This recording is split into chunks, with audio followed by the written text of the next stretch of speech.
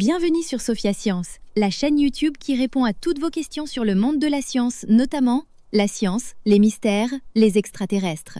Le contenu de la vidéo d'aujourd'hui est le secret biologique derrière la somnolence après le repas. Imagine cette scène. Il est midi passé, tu viens de terminer ton déjeuner, tout allait bien et soudain, tes paupières deviennent lourdes, ton esprit ralentit.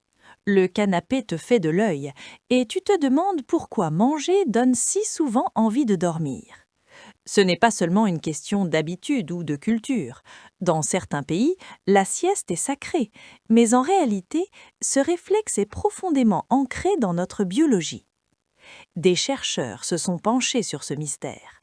Parmi eux, un scientifique nommé Denis Burdakoff de l'Université de Manchester en Angleterre. Ils ont découvert que ce qui se passe après un repas commence avec le sucre contenu dans les aliments. Ce sucre porte un nom que tu as déjà entendu, le glucose.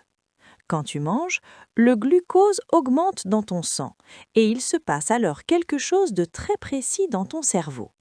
Certaines cellules chargées de te maintenir éveillé reçoivent ce signal et au lieu de s'activer, elles ralentissent. Pour comprendre, imagine un interrupteur. Quand il est allumé, la lumière reste vive. Quand il s'éteint, la pièce devient sombre. Dans ton cerveau, il existe des neurones qui jouent exactement ce rôle. Ils produisent une substance appelée orexine. L'orexine agit comme un café naturel. Elle maintient l'éveil, l'énergie et la motivation. Mais après un repas riche en glucose, ce sucre empêche ces cellules de produire suffisamment d'orexine. C'est comme si le cerveau recevait le message que tout va bien, que l'énergie est disponible et qu'il peut lever le pied. Résultat, le corps se détend, la tension baisse, la somnolence s'installe doucement. Ces cellules ne servent pas seulement à rester éveillées, elles coordonnent aussi beaucoup d'autres fonctions.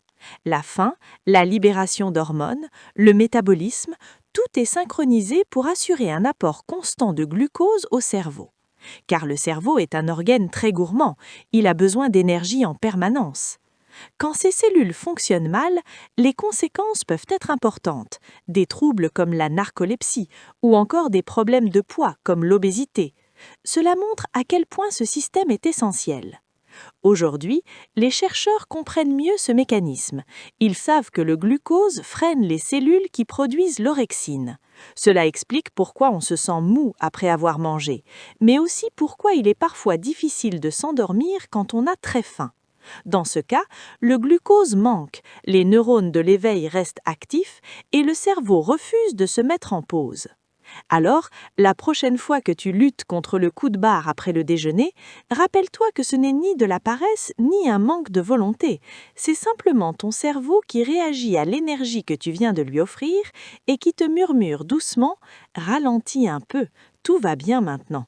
Laissez vos questions dans les commentaires ci-dessous et Sophia Science fera de son mieux pour y répondre. Merci d'avoir regardé et à la prochaine!